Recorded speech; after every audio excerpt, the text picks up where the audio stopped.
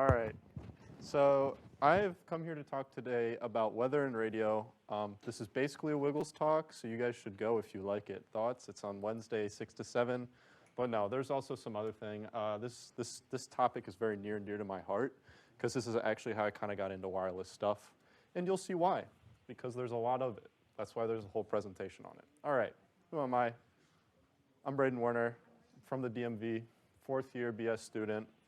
I did co-ops at SRA and MITRE, big blue team guy, wiggle enjoyer, Borzoi enthusiast. I race, that's my dog. We're feasting at Gracie's. Fit check, ISTS. All right, let's get into it. So weather is a very big operation. The collection, dissemination, and processing, blah, blah, blah, blah. Big, big, big operation. It's worldwide. A lot of cooperation between different weather services and I don't know what you would call them, different weathers stations and administrative services in US, Europe, Asia, all over the world. They all communicate with each other, talk to each other, share so they can, predict the weather as best as possible. So they want to capture as much data as possible. We're talking big data, right? And they need live data too, real-time data. So weather is very dynamic and it's very dangerous. So you want to get the most up-to-date, most up-to-date, recent, and accurate data as possible. And also companies use a lot of weather services. It's not just for public use, I guess, or protection and information. It's also for companies, especially like big shipping companies or stuff, companies that rely on the weather to get their services done. They will all have their own in-house meteorologists to give them advice and stuff like that. So it can also change how companies make or lose money. So it's very important.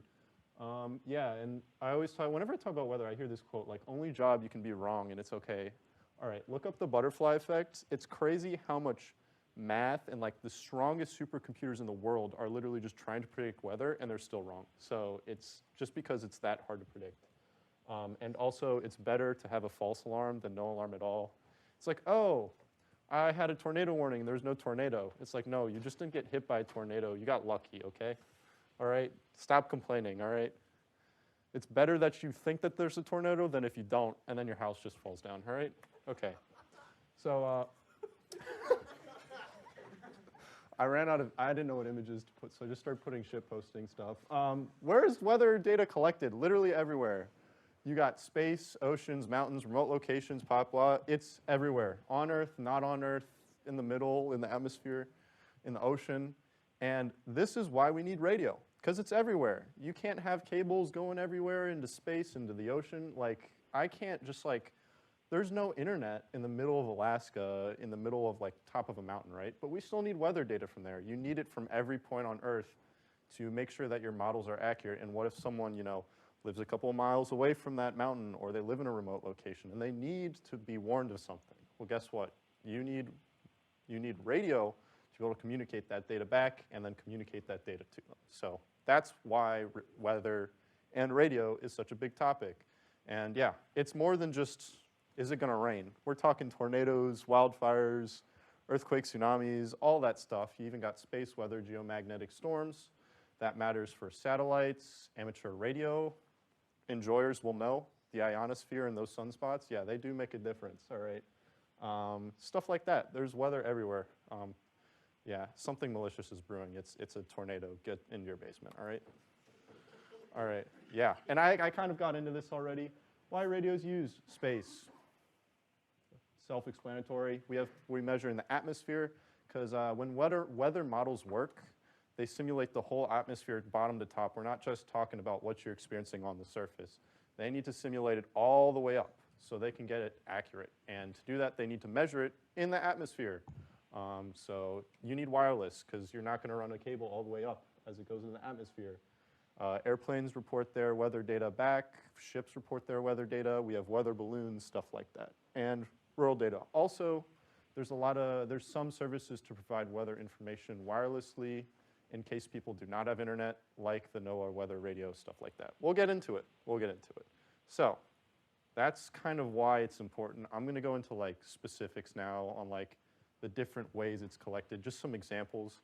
There's probably always more. Like I was just looking at more. I was looking at river gauges a second ago, not in this PowerPoint. All right. So number one, we have your classic like personal weather stations or just like weather stations you see. You know, that dude has that little weather wind gauge on top of his house, stuff like that. So we have the like big Haas weather stations. Those are at airports usually. There's about 900 of them. They're very fancy. These are not wireless at all. They'll usually just connect into the airport or whatever, and they'll report it back to the weather service. But then we have our personal weather stations, like the ones that I had. These you can buy for anywhere from like 20 to hundreds of dollars, and they pretty much all use 433 megahertz. Now, there's a nice little toolkit called RTL 433. Guess what? It decodes all of this for you. And this is kind of where I started getting into radio myself, because I was like, huh, I could make like my own little dashboard, because you know when I got my weather station, it came with this little box, but then they like stopped doing the service online, so I literally just like couldn't look at my weather data anymore. So I used RTL 433 to decode it, because it just sends over 433 megahertz radio, and I can pick it up with an SDR, and I can actually see the data that's transmitting. And I didn't make a dashboard, but I did use it to look at it when I wanted to. So yeah, that's like one instance of weather and radio. You have your personal weather stations. And even if you don't, and say your neighbor does, guess what? Boot that crap up, you can just look at theirs. It's super easy. And I'm sure you could use this to make like a nice little personal dashboard, plug it into some, I don't know, your like, what is that one thing called? Never mind. You can make your own little personal dashboard if you have like a personal weather station, because there's wireless and you can pick it up and decode it yourself. Then we have weather radar. This is probably the most important for like imminent warning stuff. So your tornadoes, your severe thunderstorms, they are serious pieces of machinery, man. For those who do amateur radio, I don't know what you guys, if you haven't done that, what you've heard, but our radios are like anywhere from like 5 to 8 watts, and then you got your like big stations that are like 200, 300 watts. Yeah, these do 750 kilowatts. So that's like a lot of orders of magnitude bigger. And how do radars in general work? They blast some radio out in a direction, wait for it to bounce back, measure the time it took, how much of it bounced back, and if the frequency was shift. And because of that, it does a bunch of math, and it knows, hey, there's rain right there. Usually it's like detecting planes or missiles and stuff, but in this instance, it's detecting rain. So if you have like heavier rain, it will reflect more, or if you have wind, the rain will like Doppler affect the frequency, which is basically if something's moving at you and it bounces it off, it almost like changes the frequency. And using all that, it can, you know, you get your weather radar. You get your nice little rainbow colored thing that's like, oh, it's going to rain. But also, did you know, it measures a bunch of other stuff that if you have a nice weather app, you can see. And the National Weather Service uses this a lot, because in the top right, you can see that one. That's like wind direction and speed. And how is that important? That's how they know that there's tornadoes. Because if you see bright green, and usually if it's going in the other direction, it will be red. So if you see bright green and bright red next to each other, you know that it's rotating. And they use that to predict tornadoes. It's actually very, very important when you don't have someone on the ground, and that's usually how they'll detect if there's like a tornado or a storm that's, you know, going to do a tornado, drop a tornado. But you have your NEXRAD radios, which are radars, which are these, and there's 160 of them. They're really important, and they're just like game-changing. Then you have your terminal radars. All the radars operate in generally the same fashion. They're just, some are a little smaller, bigger. Terminal radars are just for airports. They're to detect dangerous winds or wind shear and stuff like that. So if they're taking off or landing, they know that it's safe, or they know that it's not safe and they should probably not land. And then you have mobile deployable radars, which are these on these little trucks. Yeah, they just drive up to storms where there's tornadoes or like severe storms, and they'll just sit there and read it. That's mostly for research purposes to try to understand tornadoes and severe storms at a deeper level. I know they also use them for like dust storms to detect like how they work. But yeah, they're really important. They're really deployable, and you can get that same radar data and kind of understand what's happening. But yeah, so that's probably the most important one. I'd say. Everyone uses it all the time. You know what it is. Radiosondes. Yeah, I love these. So you may have seen the Christmas ornament that's hanging in the club room above of the fridge. Yeah, that's a radiosonde. Pretty cool. So these are basically like weather balloons. Every National Weather Service releases 2 of these every single time a day. And they're also released literally everywhere around the world, probably 1 to 2 times a day. The idea is that it has a measurement on the bottom of the balloon with a radio. And as you send it up, it measures the temperature, pressure, the direction it's going, GPS, all that. And once it gets to the top, it pops, falls back down to the earth, and it's trash. And you can go get them. And that's why I went and got one. But yeah, you can pick these up yourself, actually. There's various decoders out there. And you can see the data that they're collecting if you really want to. It's on 400 megahertz. And you can just decode the data for yourself. It's a cool reversing project if you want to. You can get a recording of one of these if they're passing nearby or if they're way up in the air. They're pretty easy to get. But yeah, these are mainly used for model data. So as I said, weather models simulate the atmosphere from bottom to top. And what are these doing? They're measuring the atmosphere from bottom to top. So they're really important for that, and that's why they get released everywhere all the time. They also have things called drop sondes, which are the same idea, except it's dropped instead of on a balloon. So hurricane hunters use these. So like the hurricane that's in the Atlantic Ocean right now near Bermuda, they literally fly a plane into the hurricane, and they drop radiosondes down. And because of that, they can measure the wind speed and the pressure and all that as it goes down. And that's actually really important to that's basically how they get the number. So when you see the hurricane, it's like, oh, it's 130 mile an hour winds and at this pressure. That's how they do it. They just drop a little radio down from where they're flying, and it'll measure that all for them. And it'll hit the water, and it's gone. So pretty cool stuff. Yeah, and that little link I put there, there's a site where you can actually look at this data as it gets sent to NOAA, because basically all weather data is public. You can get it. If you really want to get it, you can, but this site makes it nice and easy to understand. So, PostScript, yeah. So this is what I was talking about.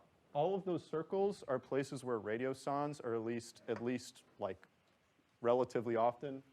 This is live footage of me and Kenny finding the radiosonde on the ground. There it is, right there. And I also set up a little base station myself. So there's a website called sondhub.org, and you can. It's like a crowdsource almost thing where I set up a decoder for radiosondes, and it uploads the data to the site, and it tracks them whenever they're released. So usually at 7 to 9 a.m. and p.m. every day, if you go on the map, it will just be they'll just be all over the place. And I have a little station that's receiving them and uploading it to this site. Also, yeah, as I said, with you can find data for this stuff anytime, anywhere if you really want to.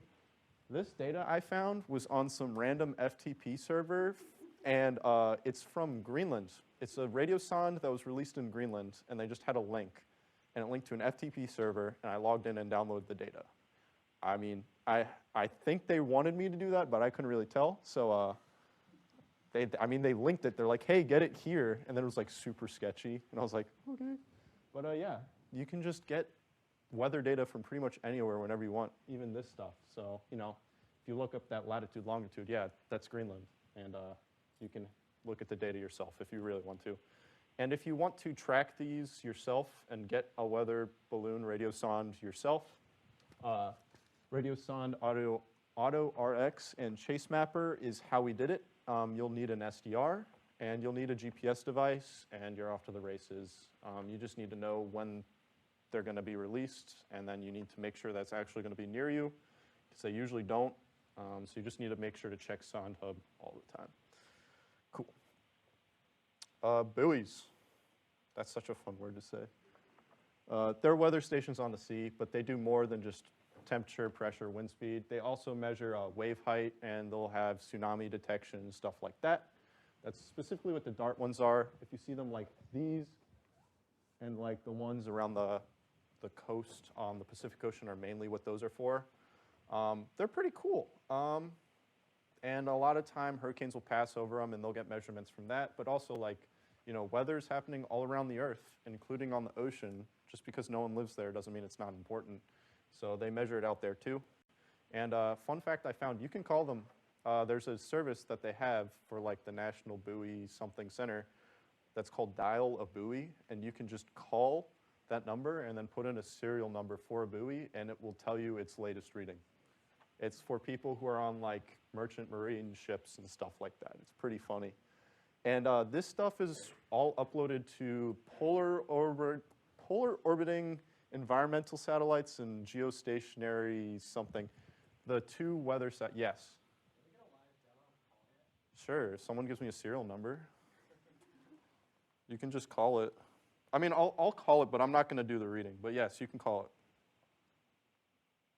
Oh. You can call it yourself too.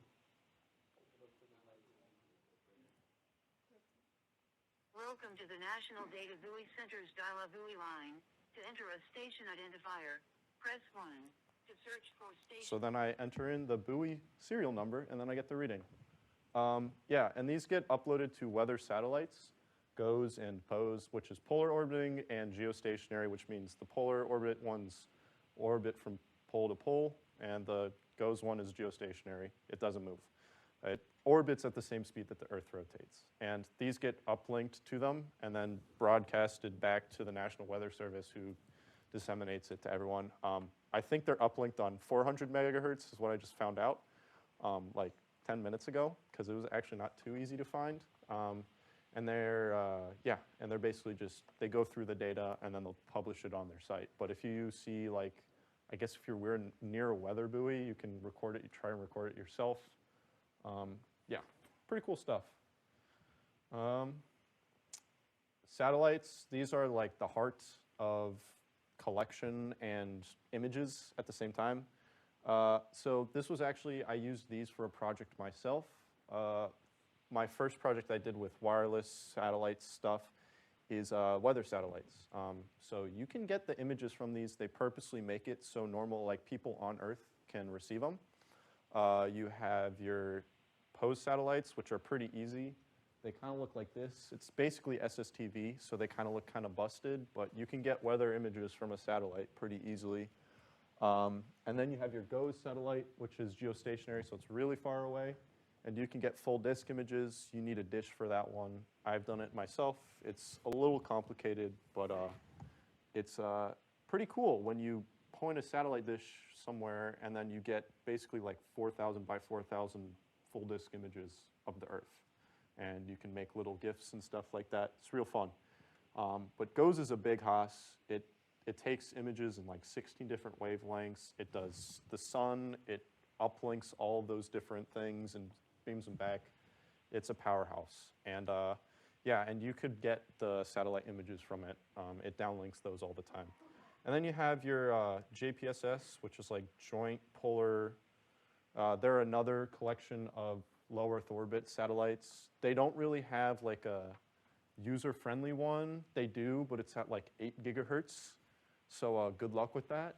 And if you do that, you'll get a nice, clean image. But I've only seen like 2 or 3 people in the SDR community who's been able to decode those. There are decoders, but you just need a large satellite and a down converter, satellite dish. So it's doable, and they have the specs for the protocol publicly available. But yeah, good luck. And as I said, the POES satellites, which are like NOAA 18, 19, 20, they're basically SSTV images, so you can get those real easy with basically just bunny ears and an RTL, and you plug it into a program, it'll decode it for you. So, yep, those are the satellites. What next? So, yeah, that's basically all the like weather collection devices that I went over. Another really important service is Skywarn. So this is something that the National Weather Service operates where you can be a volunteer, and you take a course, and then you can be a spotter. So you're a certified spotter. It actually heavily relies on ham radio. So if you go to like the repeater search sites, a lot of them will say that they're Skywarn repeaters. That means that the National Weather Service can activate this network, which means they'll just be like, hey, this repeater is online for this specific purpose now. And it will actually directly report back to the National Weather Service. Now, they only do this in times when, there's an expected like dangerous weather or emergency. This is really important in like Tornado Alley. They do activate it a lot there, and they have on-the-ground spotters. So the idea is if you're Skywarn and you're a ham radio operator, you can be like, hey, I'm at this location. I see that there's like a funnel cloud over there. So you guys should probably issue a warning.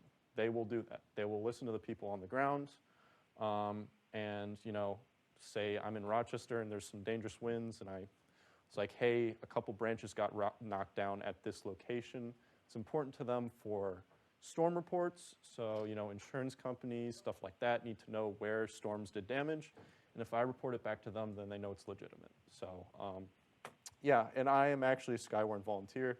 I took the course. It's like literally a 2-hour course. It's so sleepy. And I've reported a couple things, not by ham radio. You can also call them. So I've recorded like hail a couple times, just so they know where hail is, because they like to gather storm reports so they know what's happening on the ground.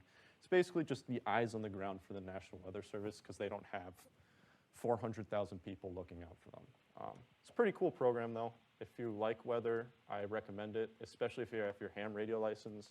Because like if there's tornadoes in Rochester, I guess you can be like, oh no, and tell them. But it's pretty cool that I can be like, hey, there's a tornado, and they'll be like, okay, and then they'll put out a tornado warning just because I told them. I think that's pretty cool, personally. Yeah, and then a sweet little tidbit here.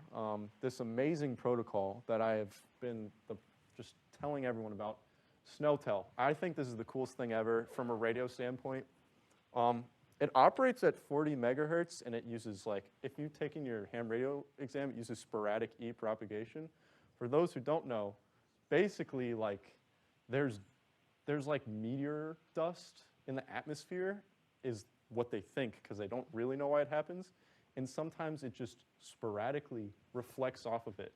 So like it's just beaming up a signal at 40 megahertz, and then sometimes it trick shots back to Earth. Crazy.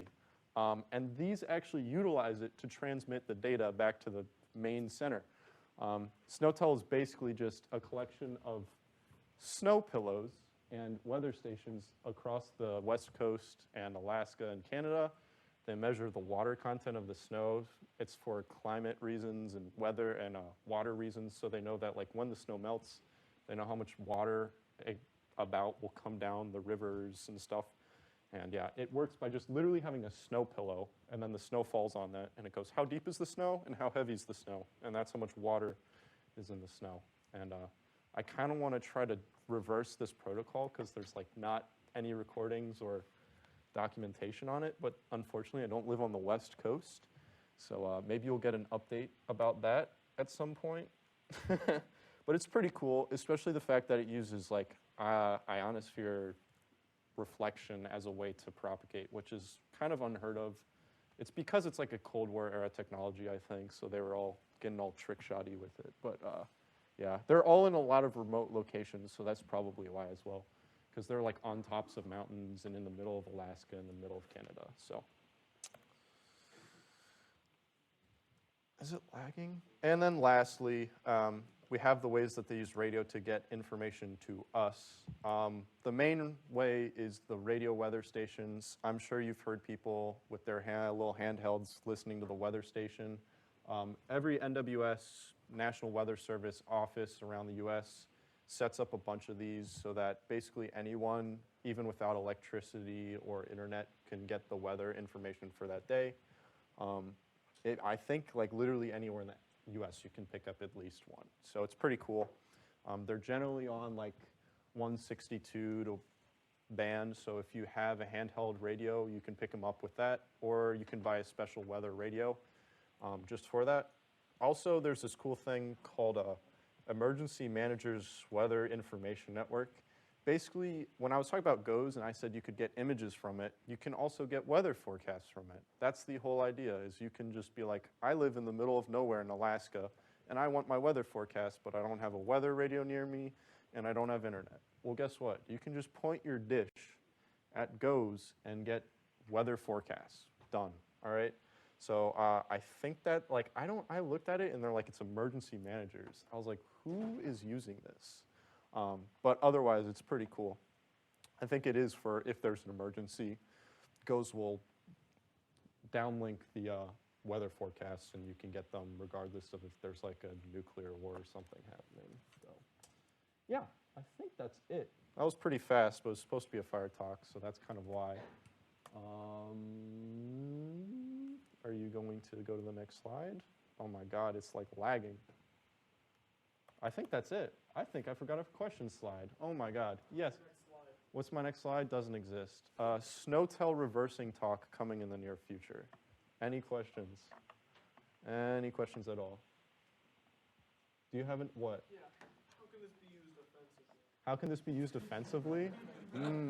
You know, I haven't really thought about it, but if you are able to reverse the protocols, you could probably just spew out malicious stuff. Or if you're a what is it? Skywarn volunteer, you can also just be like, oh my God, there's a large tornado, and then like, no, don't do that. They will catch you. No, but I guess offensively, you could either jam this stuff, which I don't know. They have weather models and stuff. They'll be able to figure it out. There's not really a good offensive measure to this, except maybe like taking out GOES, which would just be like bad for everyone. I don't know. Like, I feel like this is something you don't want to harm at all unless you're like really trying to mess stuff up, because it's just weather, but I guess it's important at the same time. So. Yeah, I don't know how you got that question, Kenny. Any other questions? In general, in conclusion, if you want a good project to get into radio, look into weather stuff, because there's a lot of different things you can do, a lot of different things, a lot of different signals and protocols you can reverse that are pretty simple and are made to be simple. And also you can kind of just see how crazy it is that all this data gets collected every single day, and it's pretty much public. So, yeah. All right.